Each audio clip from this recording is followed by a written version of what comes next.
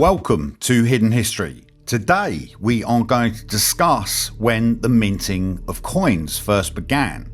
Although the first coins were minted in the Lydian Kingdom of Western Turkey around 645 BC, before this we used forms of trade, barter, using livestock, shells, salt, and many more types of trade going back to the time of Sumeria between 4500 BC to 1900 BC. It was only when the Lydian Kingdom of Western Turkey arose to prominence did the minting of royal coins on planet Earth begin to happen, and the glinting royal coins became aspects of opulence, where the royalty held power over the currency.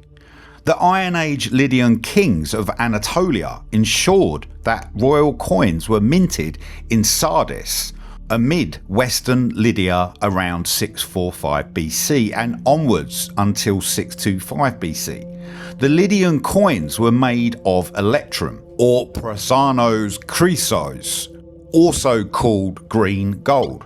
It is a gold-silver alloy with copper from Mother Nature. Electrum that extensively sparkled in the Pactolus River was extracted and mined so the Lydian Kingdom could become opulent. The Pactolus River is located amidst the Mansia province near the Aegean coast of Western Turkey, where Electrum was mined in abundance. For the Lydian Kingdom of Western Turkey, it was the staturta minaho, or the remains that balance scales total, and the linica nomismita, or noble coins or Lydian coins, and lion total, which became a currency. Such kinds of Lydian coins mostly featured a lion head as the royal emblem of Lydian dynasty on the front and with rear punch marks. Although these started as a precious metal consisting of 74% gold and the rest as silver and copper, the Lydian kings often debased their coins by adding copper, where they saw a 15 to 20% increase in their wealth. Because the coins were stamped by the king, merchants were forced to trade with them, even though the metal had lost its value. So inflation occurred, creating artificial value to the coins. It is believed the precious metal Electrum was used because they didn't know how to speculate the gold and silver, but recent evidence shows this was intentionally mixed to create gold-silver Electrum alloys. Issuing a mix of metals made it near impossible for the coins to be replicated and could only be valued through the king's official seal.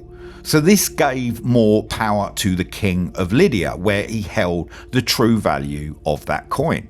Even though coin was not a word in Sardis language of the Lydian Kingdom, terms like stater, meaning weight from the Greek language, were used. Minted versions like the Leontari Staraderos, or roaring weight, featuring a lion and a bull, then became royal money. The Anatolian people, called the Lydians, also utilised fractions like the trite or third weight and siglos or silver coin.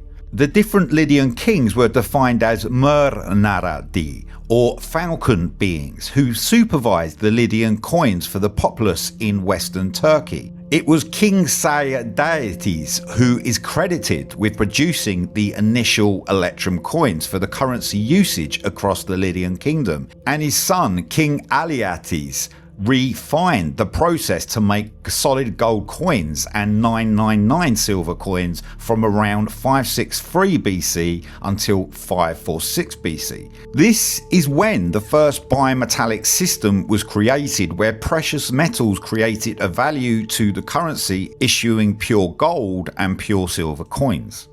Lydian coins aimed to standardise trade, allow the government to pay mercenaries efficiently, and boost trade along the coast. Although this was an efficient system for trade, it was also a way to control the collective.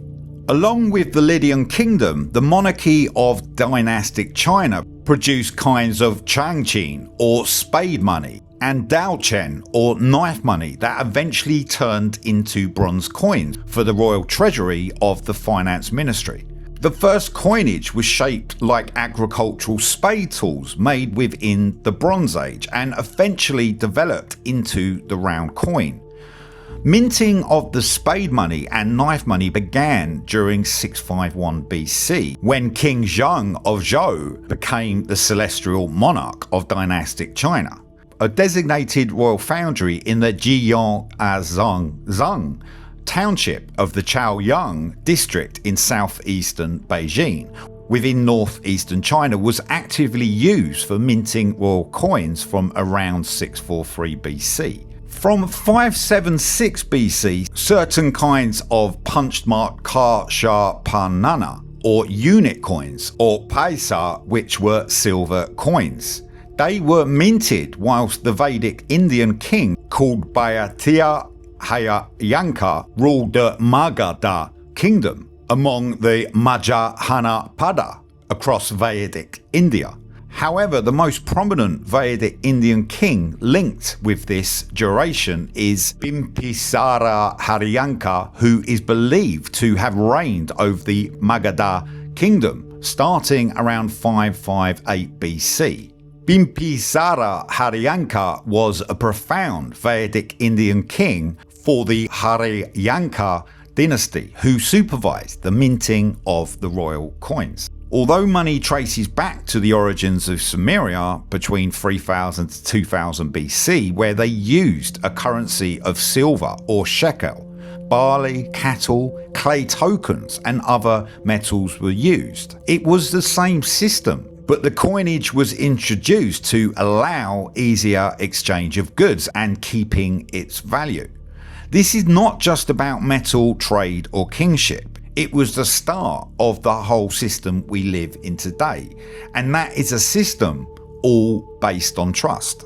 We have to remember that the world at this point would have been so radically different, and these precious metals could have been used in other ways with additional properties, especially if we consider ancient civilizations could access this ether or the Earth's natural circuit.